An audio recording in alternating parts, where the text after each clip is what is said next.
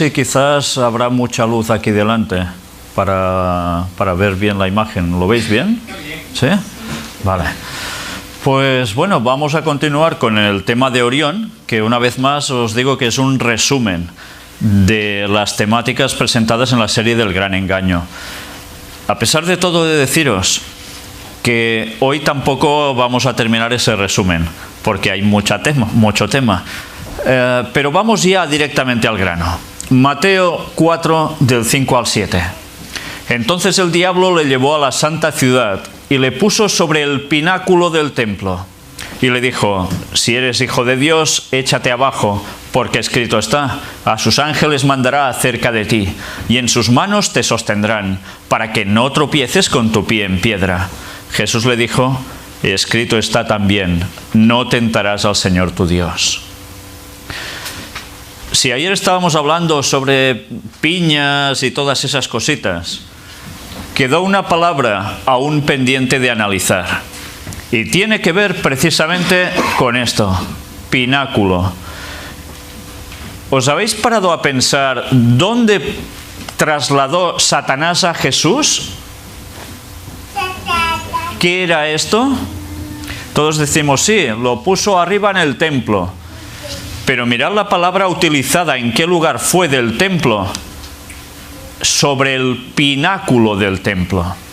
Estamos hablando del templo de Herodes, no es el templo de Salomón. Algo había cambiado ya. Pero, ¿cómo os imagináis el pináculo del templo? Un algo así, ¿no? Pues, ¿habíais pensado alguna vez que el templo tenía pináculo? Pues sí, lo tenía. Significado de pináculo: punto más alto de un edificio magnífico o templo. Y todo esto ya nos hace pensar en algo. Si es el punto más álgido, y además como cúspide, como una cima, vamos a ver algo más. Era adorno arquitectónico en forma de cono o pirámide. Curioso, ¿eh? Forma de cono o pirámide, y estaba en el templo de los judíos, en el mismo templo que Jesús fue a decir algo. Sacó de en medio a los cambistas, les echó las mesas por el suelo con el látigo, y ¿qué dijo? Mi casa es casa de oración. Pero él dijo que eso era su casa, o la casa de su padre también, ¿no? Pero ya veis, cono o pirámide. Mirad esto, que es bastante interesante, es una página de arqueología, y se habla sobre el monte del templo de Jerusalén. Ya sabéis que el historiador Josefo fue un personaje importantísimo, sobre todo para la gente más moderna, que nos sirve de referencia para saber muchos detalles de esa época antigua, de los tiempos de Jesús. Josefo menciona que fue probablemente en el pináculo del templo donde Satanás le dijo a Jesús que saltara, en Mateo 4. Y todavía puede ser visto hoy, exceptuando la torre que estaba en el borde, en la orilla sudeste del monte del templo. O sea, ese lugar aún existe. Lo que falta es la parte final. Y Josefo escribió en Antigüedades 15: esta columnata merece ser mencionada más que cualquier otra bajo el sol, porque aunque el valle era muy profundo y su fondo no podía ser visto, si uno miraba desde arriba a lo profundo, esta gran elevación mucho más vasta de la columnata estuvo a esa altura, hasta tal punto que si alguien miraba hacia abajo desde la cumbre de las almenas o desde ambas alturas, se mareaba, aunque su mirada no podía llegar a tan inmensa profundidad. Esto no lo tenemos presente, ¿verdad?, cuando imaginamos esa escena de Jesús allí con esas tentaciones de Satanás.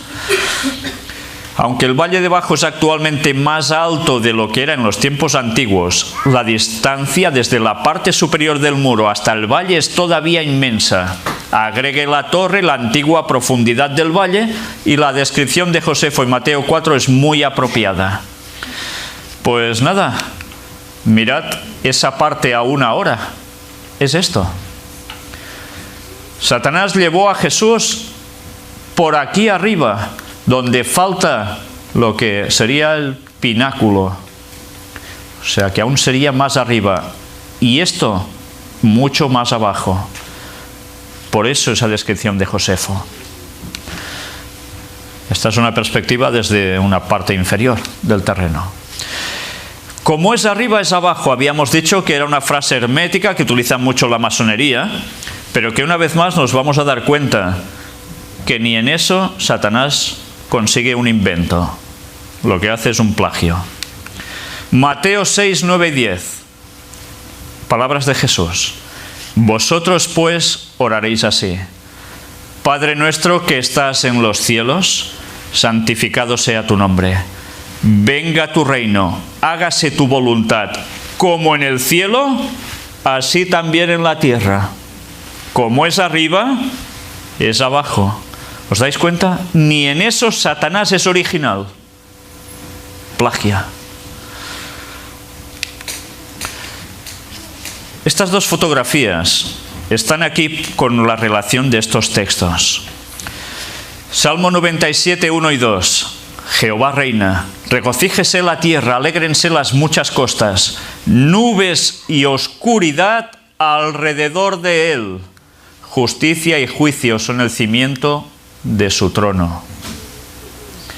Mirad cómo cambia la perspectiva cuando sabemos todo lo de Orión. Eso que podríamos enmarcarlo exclusivamente en una zona de terreno donde el trono de Dios pudiese estar puesto también en la tierra para pensar en algo. Pues ahora, sabiendo lo de Orión, qué connotación tan distinta coge este versículo, ¿eh? Y Éxodo 20, 21 y 22 de versículos nos dice: entonces el pueblo estuvo a lo lejos, y Moisés se acercó a la oscuridad en la cual estaba Dios, o sea, aquí, cuando se presentó el Señor. Y Jehová dijo a Moisés: así dirás a los hijos de Israel: vosotros habéis visto que he hablado desde el cielo con vosotros. Cuando el Señor bajó, hizo una representación en pequeño, en definitiva, del mismo Orión, donde está su trono, para venir a hablar con Moisés. Se rodeó de oscuridad, igual donde está su trono, pero a su vez, donde también hay luz. Y esto de aquí es algo que os dije ayer. ¿Sabéis? Esto está extraído de una imagen de satélite. Esto no lo vais a ver normalmente en ningún lugar. A mí me lo dio un señor que tiene una librería judía en Girona, en mi ciudad, aunque él es evangélico. Y él normalmente va cada año a la Feria del Libro en Israel. Pues allí alguien le dio precisamente una foto. Es una cosa así de alta, algo así más o menos de ancha, de la tierra de Israel, vista por un cierto momento, una cierta hora del día, desde satélite. Pues cuando estuvieron analizando se quedaron helados, porque vosotros sabéis cómo son las letras hebreas, ¿verdad? Que son muy características.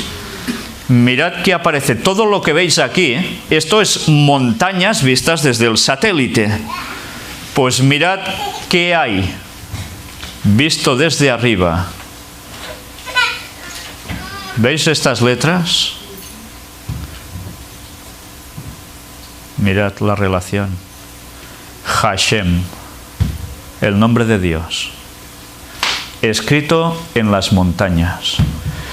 Pero no escrito por alguien que ha dado golpecitos allí, sino que esto es la división natural entre montañas y montañas. Esto no es mano humana, esto es mano divina, esculpiendo el propio nombre de Dios. También está Efraín, y también Luz, Betel, donde hay la puerta al cielo. Y otro por allí. Y Jerusalén está aquí. Nadie puede explicar cómo, precisamente a una cierta hora, por el sombreado del sol, se muestran las letras hebreas que dan justo este nombre. En fin, cosas del Señor que sobrepasan cualquier entendimiento humano. El Señor tiene su firma puesta en ese lugar. Joyas de los testimonios de Ellen White, tomo 2. Ya nos adentramos un poco en algo que seguirá la dinámica de lo que tratábamos ayer, de algo que hay en nuestra mente, por donde hay comunicación divina, Los ángeles impresionarán las mentes. Cuando el Espíritu de Dios obra sobre la mente del afligido y le induce a indagar la verdad, trabaje el médico por el alma preciosa como trabajaría Cristo. No trate de insistir ante él acerca de ninguna doctrina especial, sino señálele a Jesús como el Salvador que perdona el pecado. Los ángeles de Dios impresionarán la mente. Algunos se niegan a ser iluminados por la luz que Dios quisiera dejar resplandecer en, atención, las cámaras del Espíritu y en el templo del alma. Pero muchos responderán a la luz y en esas mentes quedarán disipados el engaño y el error en sus diversas formas. ¿Habéis visto lo que he leído? Resplandecer en las cámaras del Espíritu y en el templo del alma. Vamos a ver algo. El original en inglés, que vosotros supongo que lo sabéis, pone esto. ¿Veis una diferencia en alguna palabra? La traducción al español que hemos leído, las cámaras del Espíritu y en el templo del alma. ¿Veis lo mismo aquí en inglés que lo que se ha traducido al español? Aquí tenéis la frase en inglés donde pone mint. ¿Cómo lo pronunciáis? ¿Mind? ¿O sí? Sería la verdadera traducción, no cámaras del Espíritu, sino las cámaras de la mente y en el templo del alma. Mirad que cuando estábamos tratando ayer sobre esos plagios de Satanás, él sabe muy bien que tenemos ese punto que el mundo oriental se ha encargado también de fomentar y de desviar a la gente a través de él hacia el espiritismo. Pero sabe que hay las cámaras de la mente, ese lugar en concreto, donde hay algo más que un simple cerebelo. Y ahora una sorpresa también. Ayer os estuve mostrando cómo los templos estaban hechos en forma humana. ¿Pero os habíais parado a pensar que el templo de Salomón era también eso? ¿Un cuerpo humano? Pues aquí tenéis sus formas. Y nos podemos percatar enseguida que algo vemos, y de un modo claro, cuando lo estructuramos tal como era. Esto no es el tabernáculo del santuario, es el templo de Salomón, un edificio fijo. Mirad, primero de todo, ¿qué hay arriba? Lo que sería la zona del turbante. Pues bien, era la forma que tenía. Parte número 2. 2 grandes estrellas en cada lado. Se trata de 2 querubines de altura de 10 codos de oro chapado en madera de olivo, que son los ojos dentro de la cabeza del hombre del templo, mientras que la cabeza es el lugar santísimo. La cabeza, el lugar santísimo. ¿Por qué? Pues porque es donde se manifiesta Dios. Es por donde habla Dios. ¿No hablaba allí el Señor? Sí, porque allí que había el arca de la alianza. Este es un cofre de oro plateado con una tapa de oro macizo y 2 pequeños querubines, estrellas pequeñas. El arca es su nariz y sus polos. Cuando se monta en los lados largos y dibujado hacia adelante, representan las ventanas de la nariz oliendo el humo del altar del incienso, que está precisamente aquí en el lugar santo. ¿Sabéis? Normalmente,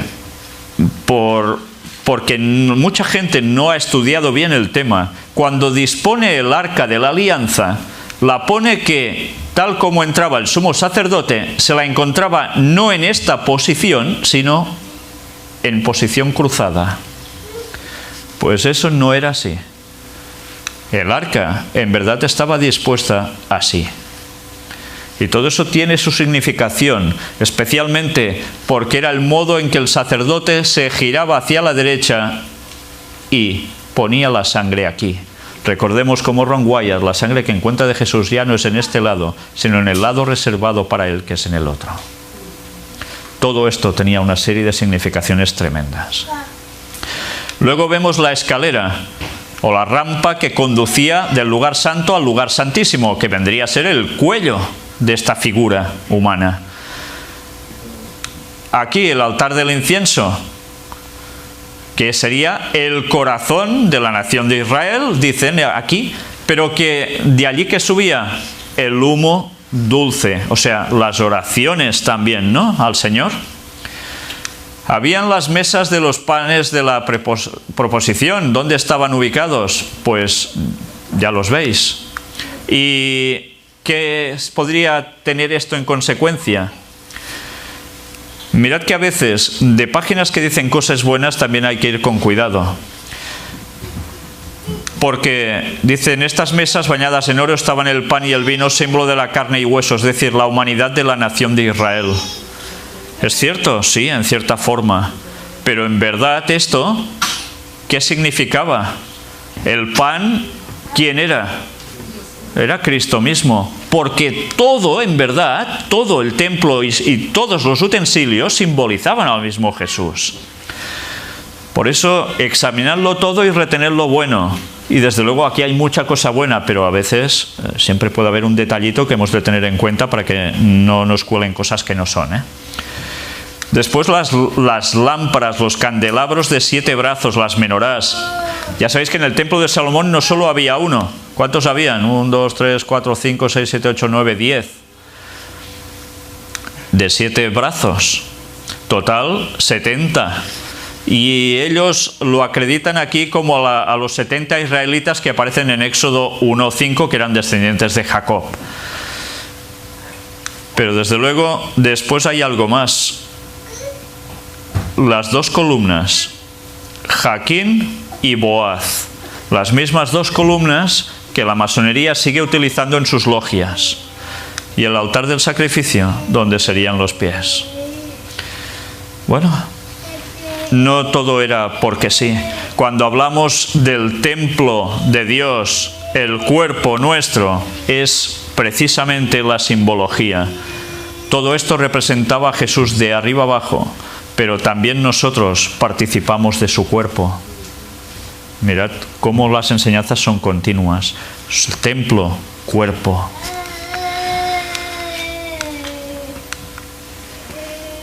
Aquí también tenéis la representación de cómo Jacob va describiendo ciertas cosas en ese sueño. En fin, me lo voy a saltar para ir un poco más deprisa. El sumo sacerdote llevaba en la cabeza la diadema o corona que tenía escritas las palabras Santidad a Jehová. ¿Y dónde ponía la corona? Evidentemente, en la cabeza. ¿Y dónde? En la frente aparecía su nombre, Santidad a Jehová. ¿Recordáis ayer la glándula pineal? Pues claro que es Santa Jehová, porque eso se lleva aquí. ¿No hablamos también de que el sello de Dios, ¿dónde se va a llevar? En las frentes. Porque dentro tendremos al Señor hablándonos y nosotros en plena comunión con Él. Las cosas de Satanás, fijaos que siempre responden a un plagio de lo que en verdad hay divino, y él sencillamente lo tuerce.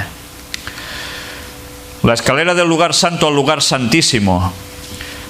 El sueño de Jacob, ¿no? Era una escalera, Betel, de la tierra, de ese lugar al cielo, a Orión, al trono de Dios. Mente, carácter y personalidad. Tomo 2. Mirad qué nos dice aquí. Todo verdadero conocimiento y desarrollo tienen su origen en el conocimiento de Dios. Doquiera nos dirijamos al dominio físico, mental o espiritual, cualquier cosa que contemplemos fuera de la marchitez del pecado, en todo vemos revelado este conocimiento. Cualquier ramo de investigación que emprendamos con el sincero propósito de llegar a la verdad, nos pone en contacto con la inteligencia poderosa e invisible que obra en todas las cosas y por medio de ellas.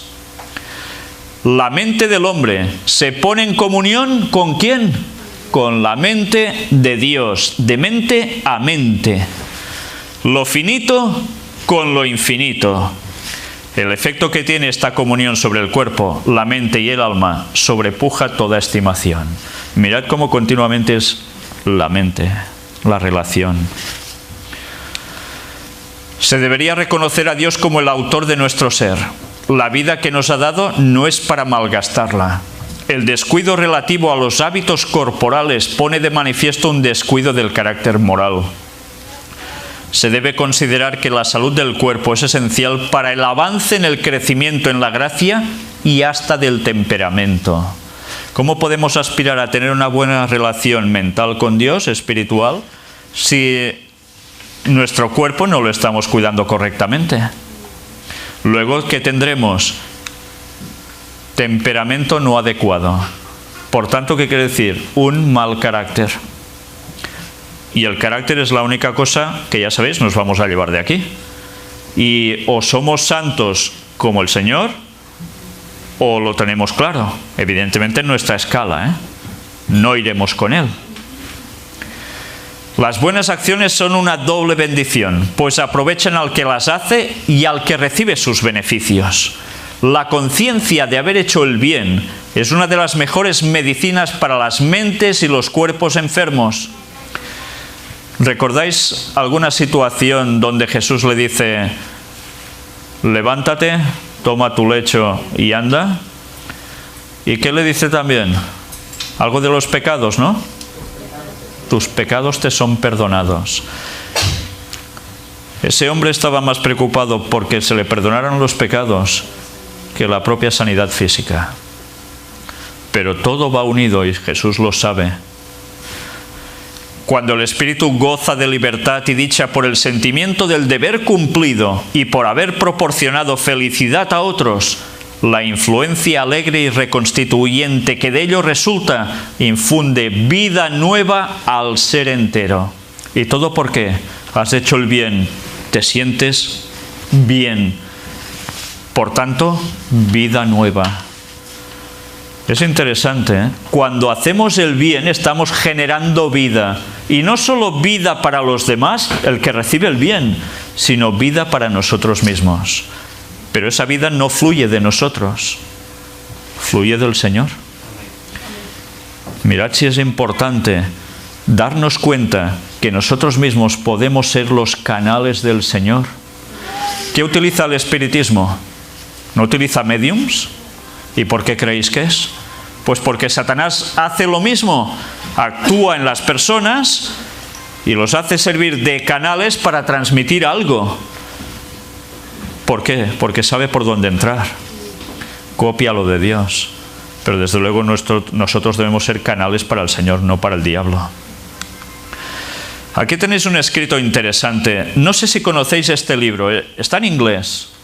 Es un libro que difícilmente vais a encontrar en una iglesia oficial adventista de la denominación, porque son escritos de Paulson and Grace Collections y de cartas de Ellen White.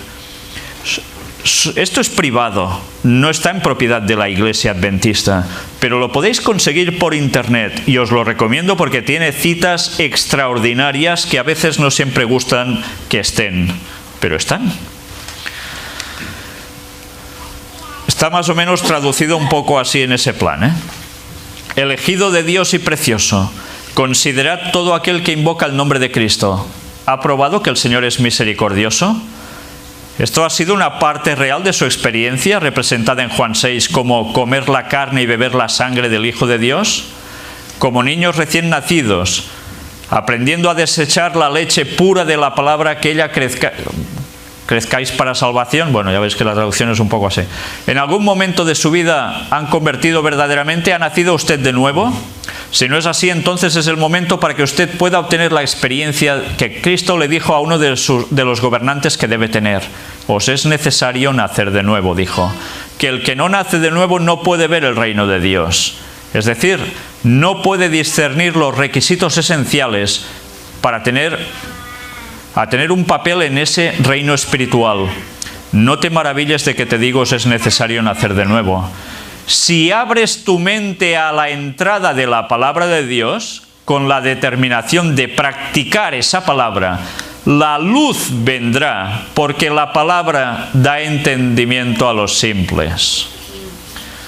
Mirad una vez más, si abres tu mente, ¿y en qué se basa el mundo oriental? Exactamente en lo mismo, abrir la mente. Entonces, ¿qué entra? La luz. Pero ya veis, podemos abrir la mente a Dios o a Satanás, y la luz que va a entrar puede ser la auténtica luz o la luz que emite Satanás, que en verdad son tinieblas.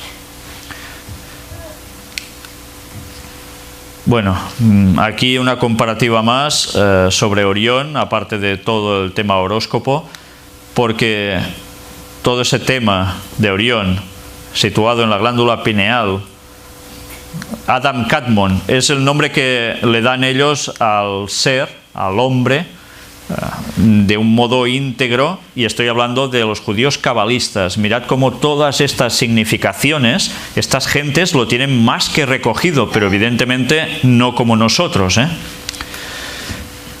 En este libro de numerología y cábala veis precisamente el árbol sefirótico con las distintas numeraciones, hay 10 interconectadas. Todo esto también tiene una cierta forma que ya vimos, y todo esto ellos le dan una importancia vital, la palabra como fuente de vida, que además reciben de arriba, de la cabeza. Mirad como siempre la cábala también está jugando a lo mismo, y cómo también se plasma Jaquín, Boaz, las dos columnas. Y mirad estos símbolos, los conocéis bien, ¿verdad? Pues todo esto tiene que ver con las creencias de ellos. La estrella de 6 puntas. ¿Os dais cuenta cómo esto no provenía de Dios, en verdad? Y en cambio está en la bandera de un país como es Israel, y también donde aparece, pues ya sabéis, en los temas de masonería y demás. Mirad la contraposición entre una cosa y otra. Leonardo da Vinci sabía lo que estaba haciendo. Y siempre los temas de la luz que se emite, que se recibe, etcétera, etcétera. Pero ahora vamos a hacer un pequeño giro a todo lo que estamos planteando, para mostrar algo más. Becerro, toro, Taurus. Un becerro es toro, toro es Taurus. Y Baal igual a Satanás. ¿Qué es todo esto? Arriba abajo, como en el cielo, así también en la tierra, dijo Jesús. En Deuteronomio 32, es un capítulo que no sé si tenéis Biblias, porque cuando lo leemos, vale, lo leemos y nos quedamos un poco casi igual. Mirad a partir del versículo 9, porque nos vamos a dar cuenta que el tema de Orión está más implícito en los textos de lo que puede parecer a simple vista. Ayer que dijimos que era Orión, el cazador, ¿no? También. Porque la porción de Jehová es su pueblo, Jacob la heredad que le tocó. Le halló en tierra de desierto y en yermo de horrible soledad. Lo trajo alrededor, lo instruyó, lo guardó como a la niña de su ojo. Como el águila que excita su nidada, revolotea sobre sus pollos, extiende sus alas, los toma, los lleva sobre sus plumas. Jehová solo le guió, y con él no hubo Dios extraño. Lo hizo subir sobre las alturas de la tierra y comió los frutos del campo, e hizo que chupase miel de la peña y aceite del duro pedernal.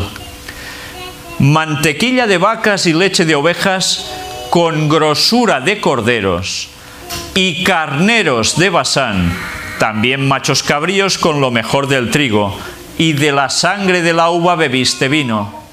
Y mirad ahora qué dice aquí. Pero engordó Jesurún y tiró coces. Engordaste, te cubriste de grasa. Cuando leéis esto, ¿qué entendéis vosotros? Engordó Jesurún, y normalmente vamos siguiendo leyendo, porque ¿quién es Jesurún? Ni idea. Y seguimos. y tiró coces. Pues debe ser algún animal que da coces, un burro, no sé. Engordaste, te cubriste de grasa. Aquí ya vemos que está diciendo que hay una gordura, que te cubres de grasa, y se está refiriendo a seres humanos, a alguien. Entonces abandonó al Dios que lo hizo y menospreció la roca de su salvación. Le despertaron a celos con los dioses ajenos, lo provocaron a ira con abominaciones. Sacrificaron a los demonios y no a Dios, a dioses que no habían conocido, a nuevos dioses venidos de cerca, que no habían temido vuestros padres. De la roca que te creó olvidaste. ¿Te olvidaste? Te has olvidado de Dios, tu creador. Y ahora diréis, bueno, ¿y esto qué es? Vamos a ver qué es. Vamos a Strong. Os sigo recomendando. Por internet tenéis Strong, la podéis buscar. Pero no estaría mal que hicieseis una inversión en el libro escrito, porque realmente vale la pena y a veces hay diferencias respecto a lo que aparece por internet. Yesurum, que es lo que hemos leído nosotros como Jesurún, recto, vertical. Jesurún, nombre simbólico ¿para quién? Para Israel. Por tanto, Jesurún es Israel, pero en un plano poético. Pero mirad, recto, vertical. ¿Cómo le llamáis a algo vertical? Bueno, hemos visto dos palabras, arriba, abajo, ¿no? Pues vamos a ver algo más. El Altísimo, águilas o águila, plumas. Roca, Jehová, Cristo, igual a la roca. Base del templo de Jerusalén y de nuestra salvación. Porque el templo de Jerusalén se edificó porque había algo. Había una roca que sirvió como referencia para poner el templo. ¿Por qué? Porque allí fue donde alguien iba a sacrificar a su hijo. ¿Recordáis el personaje bíblico? Abraham, ¿con quién? Con Isaac. ¿Y qué simbolizaban Abraham y Isaac en esos momentos? Sobre todo, ¿no era acaso el sacrificio de Cristo por nosotros? Jesurún engordó, decía el texto. Igual a Orión, igual a gordo. ¿Recordáis que estuvimos mostrando que Orión también significaba gordo? Pues Jesurún engordó. Orión igual a gordo, arriba, abajo, igual. Sacrificios a demonios, no a Dios. ¿Por qué? Porque habían dejado de estar en contacto con Dios. ¿Y con quién estaban? Con el otro. Hablando de Orión, vamos directos. Orión está compuesto básicamente de 8 estrellas, que son las que vemos más refulgentes. Pero ¿sabíais que las pirámides también tienen 8 caras? Diréis, 8 caras. No es así, así, hasta ahí, son 4. Pues bueno, hay alguna pirámide que precisamente no es de 4. Aquí tenéis la constelación de Orión, el cazador. Y aquí tenéis precisamente el cinturón de Orión y las famosas 8 estrellas que contiene. Número de estrellas, 8, de magnitud 3. Aquí las veis mejor con sus nombres. Mirad que aparece aquí, en esta página dedicada a cosas de cuestiones egipcias, del antiguo Egipto. Las 8 caras de la Gran Pirámide.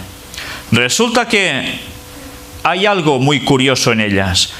Las 8 caras laterales de la Gran Pirámide, no de todas, sino de la Gran Pirámide, Flinders Petrie ya observó, entre otros aspectos morfológicos, que la sección horizontal de la Gran Pirámide tiene forma octogonal, de estrella de 4 puntas, pues cada una de las caras está compuesta por 2 planos, con ligera pendiente hacia adentro, o sea, un poco así.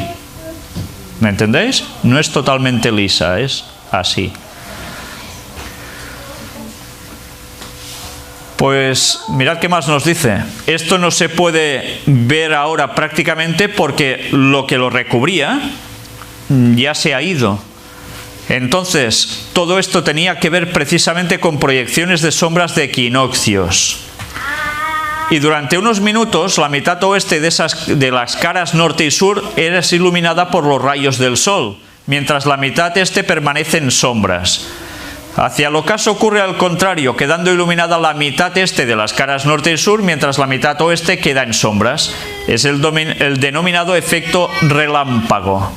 Ahora imaginaos esto, cuando brillaba tanto, doradamente, en verdad lo que estaba significando era como eso, como un relámpago que te alumbraba. ¿Y quién descendió al mundo como un relámpago? Satanás, ¿eh? Pero algo más, algunas versiones bíblicas no ponen constelación de Orión así tal cual, sino que le llaman Quesil. Y no tiene nada que ver con queso, ¿eh? Quesil. Aquí tenéis Orión tal como se ve de noche. Vamos a Strong otra vez y ahora empezaremos a llevarnos unas sorpresas. Quesil, gordo, gordura, tonto, bobo, ya lo vimos ayer, fatuo, insensato, necedad, necio. Quesil, cualquier constelación notable, especialmente Orión, como robusta, Orión, lucero. Mirad, ¿y Satanás cómo era apodado también? Lucero. Una vez más nos damos cuenta que Satanás prácticamente todo lo de Dios en conjunción, ¿eh? Después ya sabemos cómo todo ha ido diferenciándose tanto. Pero también Quesil, un lugar en Palestina. Curioso, ¿eh? Arriba, Quesil, abajo, Quesil. ¿Qué es Quesil?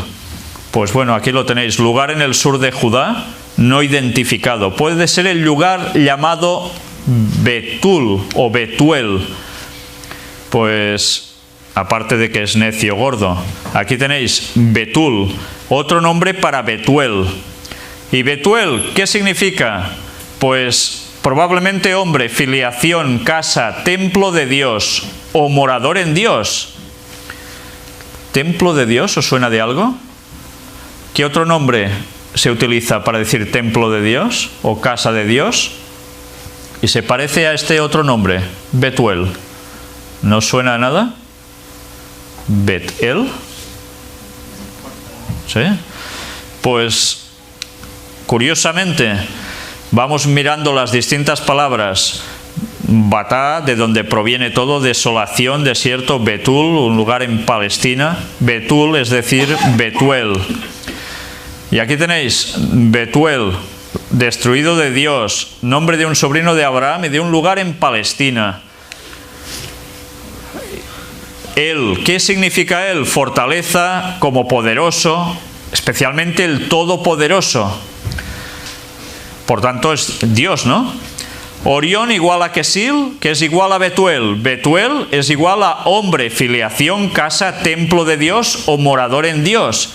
Betuel es similar a Betel. Y recordamos que Betel, el Beitel, Dios de Betel, es el título dado a un lugar consagrado por Jacob. ¿Y dónde aparece Betel? ¿En qué lugar es que él dice Betel? ¿Qué hace? Pone una piedra, ¿no? También la unge con aceite. Todo esto eran representaciones y simbologías de algo más, ¿eh? Pues, ¿qué es Betel? Casa, templo de Dios. Por tanto, Betuel es igual al hombre, filiación, casa, templo de Dios o morador en Dios. Betel es casa, templo de Dios. Y si vamos mirando las raíces de las palabras de Jerusalén, mirad que nos va llevando a fundado en paz. Eso es lo que quiere decir Jerusalén, que tiene vinculación con todo ese lugar. Pero si vamos mirando la derivación de las palabras, no sé si sabéis cómo funciona una concordancia Strong. Tenéis que buscar una palabra que aparece en vuestras Biblias, mejor si es la Reina Valera 1960, porque va en concordancia con esto.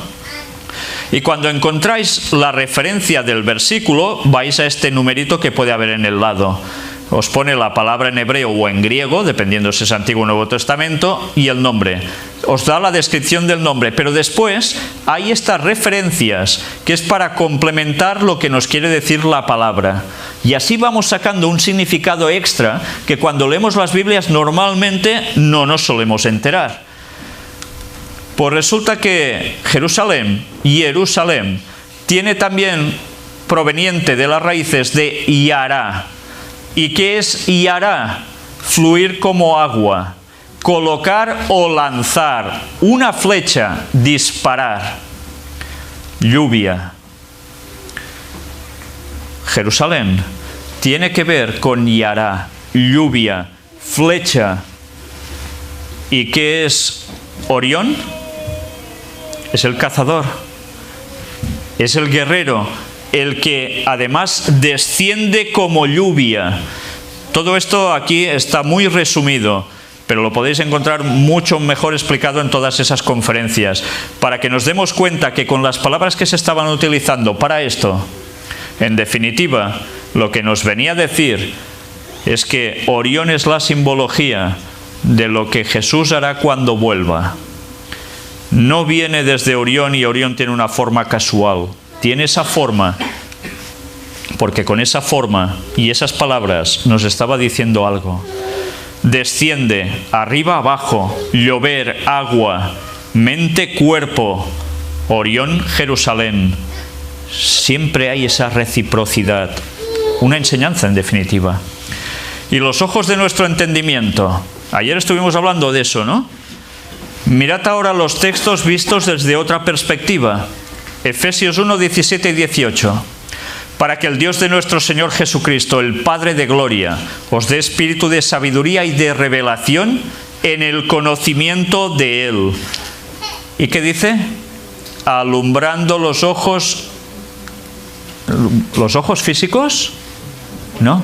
De vuestro entendimiento, para que sepáis cuál es la esperanza que Él os ha llamado y cuáles las riquezas de la gloria de su herencia en los santos. Por tanto, la propia palabra de Dios está utilizando un lenguaje como también utilizan los del mundo del espiritismo. Siempre esa conexión, ¿eh? ¿Os dais cuenta cómo el filo es realmente difícil de saber si no estamos bien versados en la palabra de Dios? Qué fácil es que nos puedan tumbar. Hechos 17, 27 y 28.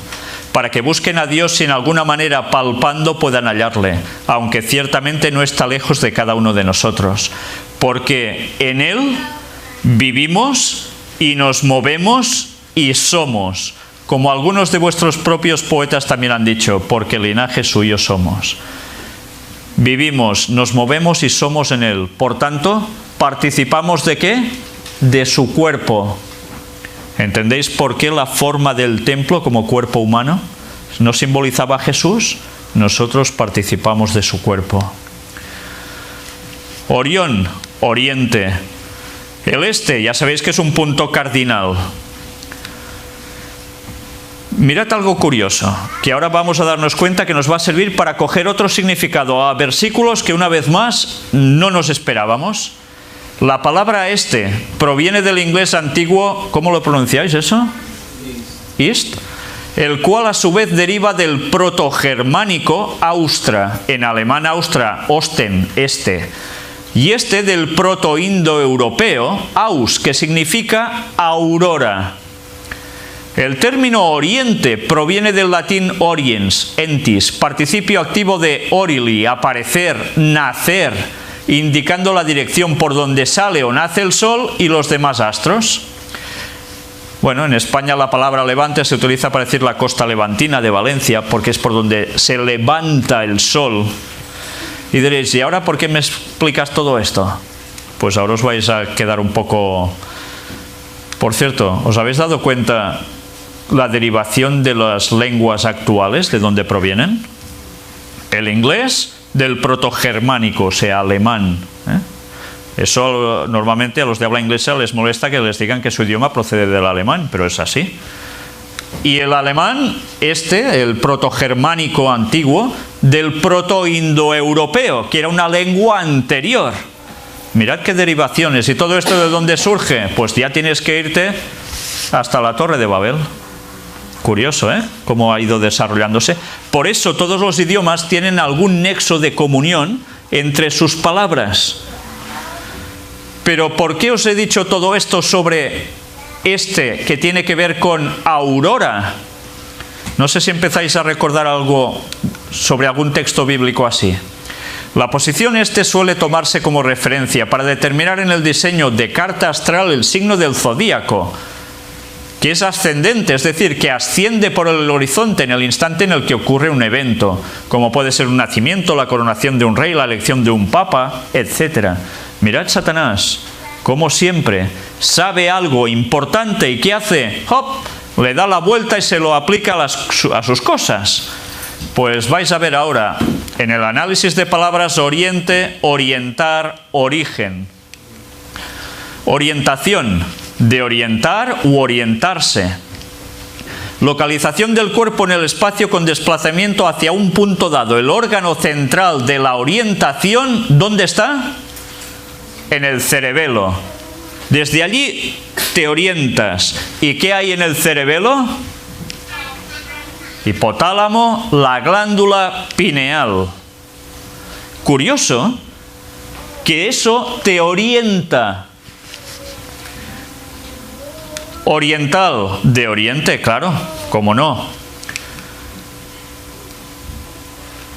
Orientar, colocar una cosa en posición determinada respecto a los puntos cardinales. Con eso te orientas. Oriente, nacimiento de una cosa. Vamos a ver algo más ahora. Origen, aquello de que una cosa procede, país donde uno ha nacido o arranca la familia o de donde una cosa proviene. Y de las coordenadas, punto de intersección de los ejes coordenados. O sea, el origen parte de aquí. ¿Qué significa esto? ¿Cómo diríamos que es esto nosotros? Una cruz, ¿verdad? El origen, nos orientamos, Orión, a partir de cruz. ¿De quién entonces? Del sacrificio de Jesús por nosotros. Orión, constelación ecuatorial situada entre Unicornio y Tauro, de la cual forman parte las estrellas Betelgeuse y Rigel. Y Ezequiel 43, ahora veremos una vez más que leyendo los textos empezamos a coger una vislumbre que no teníamos. ¿Cuántas veces habéis leído Ezequiel 43 y os habéis enterado de algo de lo que pone aquí? Sí, os habéis enterado de algunas cosas, evidentemente, pero ahora mirad esto. Me llevó luego a la puerta que mira hacia el oriente. Nosotros cuando lleguemos a la Nueva Jerusalén, ¿no se van a abrir también las puertas? Y oriente, Orión. Pues mirad, me llegó a la puerta que mira hacia el oriente. Y aquí la gloria del Dios de Israel que venía del oriente. Y su sonido era como el sonido de muchas aguas y la tierra resplandecía a causa de su gloria. Y el aspecto de lo que vi era como una visión, como aquella visión que vi cuando vine para destruir la ciudad. Y las visiones eran como la visión que vi junto al río Quebar y me postré sobre mi rostro. Y la gloria de Jehová entró en la casa por la vía de la puerta que daba al oriente. Podía haber elegido cualquier otra puerta, ¿eh? No, la del oriente. Y me alzó el espíritu y me llevó al atrio interior. Y aquí que la gloria de Jehová llenó la casa. Todo en el oriente. Y por allí, ¿quién aparece? Ya lo sabemos, ¿no? ¿Recordáis este texto clave de Oseas 6 del 1 al 3? Lo estuvimos tratando para otro tema que parece que no tiene nada que ver con este. Pues resulta que la tiene toda la conexión. Venid y volvamos a Jehová, porque Él arrebató y nos curará, hirió y nos vendará. Nos dará vida después de 2 días, en el tercer día nos resucitará y viviremos delante de Él. Ya lo hemos visto. Cuando vuelva Jesús en el año 6000, o sea, en el año 2031. Y conoceremos y proseguiremos en conocer a Jehová, como el alba está dispuesta su salida, el alba, y vendrá a nosotros como la lluvia tardía y temprana a la tierra. ¿Os dais cuenta de las palabras que hemos visto antes, que cuando estaba pasando yo seguramente decíais, vaya paliza me está dando este hombre? Pues era para que entendierais bien el significado de todo esto. Si no analizábamos todas esas palabras, su origen, no podíamos saber que esto nos estaba haciendo referencia a la segunda venida de Jesús, viniendo desde Orión. Mirad cómo las cosas, cuando empezamos a profundizar, cogen un significado mucho más fuerte de lo que tantas veces llegamos a ver de un principio. Y hemos dicho alba, ¿verdad? Pues vamos a ver alba. Primera luz del día antes de salir el sol. Y mirad ahora, ¿de qué color? Blanco. ¿Os recuerda algo esto? Como el alba está dispuesta a su salida, dice el texto bíblico, venir desde Orión, del cielo a la tierra, por oriente. Y mirad el conflicto de los siglos, ¿qué nos dice? ¿Lo recordáis? Pronto aparece en el oriente, desde Orión, una pequeña nube negra de un tamaño como la mitad de la palma de la mano. Dirás, es que aquí pone negra, no blanca. Es la nube que envuelve al Salvador y que a la distancia parece rodeada de oscuridad. El pueblo de Dios sabe que es la señal del Hijo del Hombre. En silencio solemne la contemplan mientras va acercándose a la tierra, volviéndose más luminosa y más gloriosa hasta convertirse ¿en qué? En una gran nube blanca, cuya base es como fuego consumidor y sobre ella el arco iris del pacto. Jesús marcha al frente como un gran conquistador. ¿Y qué era Orión? No tenía que ver con Baal, decíamos Nimrod, mejor dicho más que Baal, Nimrod, el poderoso cazador vigoroso, el plagio satánico, por eso hizo todo lo de Nimrod. Pero el gran conquistador es Cristo, que viene de Orión, no es Nimrod. Ya no es varón de dolores, que haya de beber el amargo cáliz de la ignominia y de la maldición. Victorioso en el cielo y en la tierra, viene a juzgar a vivos y muertos. ¿Os dais cuenta de Oseas 6:3? Como el alba está dispuesta a su salida, pues estaba describiendo totalmente la segunda venida de Jesús. Por eso las personas que dicen, es que este texto parece indicar que es solo la primera venida de Jesús, que Jesús resucita al tercer día, y ya ni piensan en que esto va mucho más allá, y se estaba haciendo referencia al momento del retorno de Cristo en la historia de la humanidad. Mirad cómo las cosas cuando se profundizan cambian tanto. Gracias a Dios que podemos ver esto. Primera venida, estrella de ángeles se mostró en el oriente, ¿verdad? Lo recordáis, ¿no? Segunda venida, nube blanca. Dios, Jesucristo y sus ángeles se mostrarán desde el oriente, igual.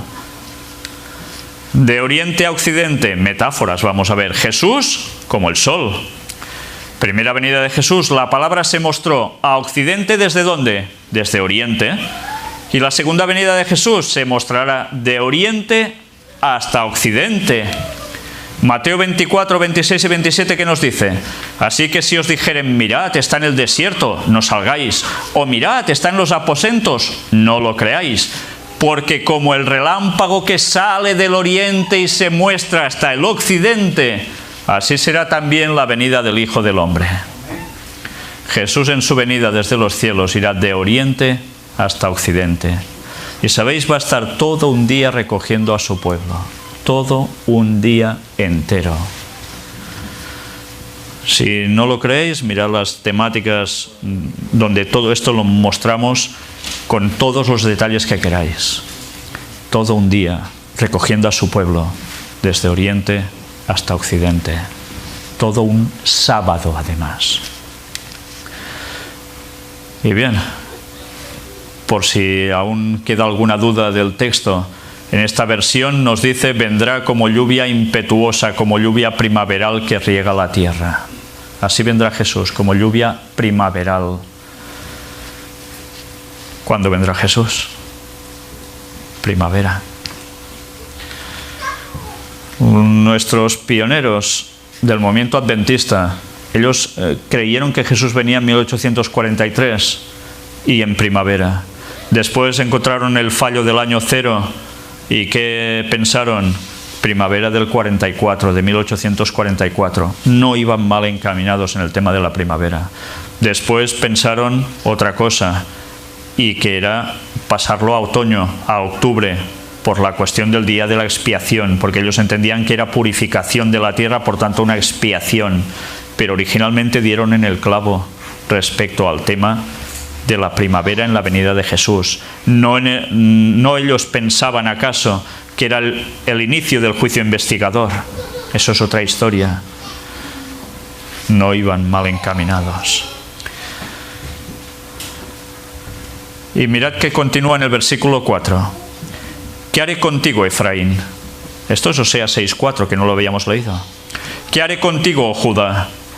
La piedad vuestra es como nube de la mañana y como el rocío de la madrugada que se desvanece. Nube de la mañana, sí. ¿Que sale desde dónde? Ya lo hemos visto, desde Oriente. Pero cuidado, porque algo aparecerá como nube de la mañana, pero va a ser como el rocío de la madrugada que se desvanece. Satanás va a copiar la venida de Jesús. No les permitido hacerlo exactamente igual como lo hará Jesús, porque Él pondrá su pie en tierra y estará un tiempo por aquí. Pero cuidado, porque la Biblia nos advertía de ello, y en textos que ni tan solo pensábamos. ¿Y queréis ver el texto original? Os recomiendo también que si os interesa indagar más de la palabra de Dios, no conformaros con solo leer un poquito, adquiráis esto, un interlineal hebreo-español, para que veáis los textos en el original qué decían.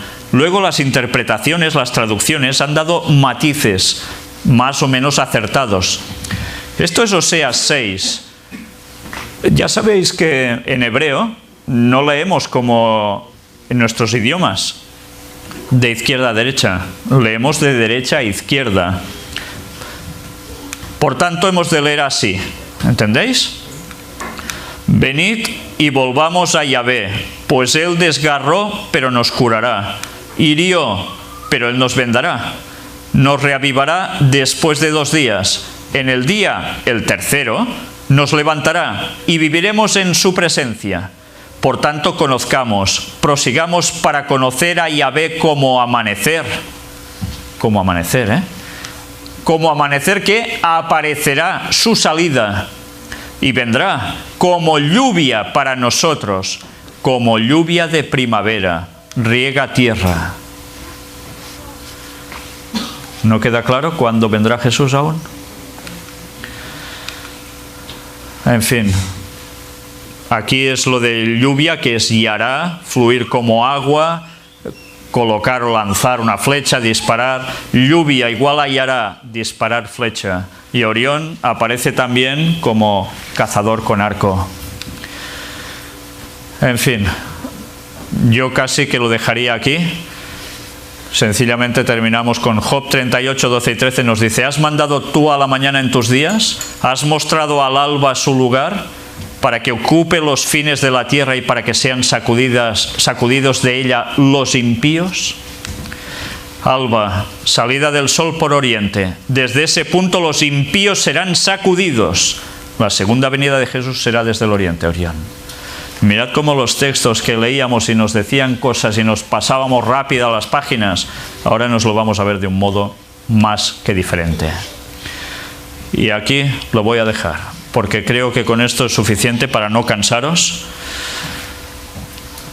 Pero démonos cuenta que o estudiamos la palabra de Dios a fondo, pidiéndole al Señor que nos ayude a ampliar conocimientos, a abrir nuestras mentes para recibir su luz, o nos vamos a quedar con las verdades a medias. Dios no quiere un pueblo de catetos. Dios quiere un pueblo de personas inteligentes que amplíen su mente. ¿Sabéis cómo? A través del estudio de su palabra. No con grandes conocimientos científicos y otras cosas, que quien pueda mejor. Pero Dios quiere un pueblo que pase de ser simple a que pase a ser sabio, para recibir el conocimiento de Dios y poderlo impartir a los demás. Queda poco para el retorno de Cristo, muy pocos años. Necesitamos ese conocimiento para prepararnos, para esperar ese momento y para avisar al mundo de que Cristo vuelve. Que Dios nos ayude a ello. Amén.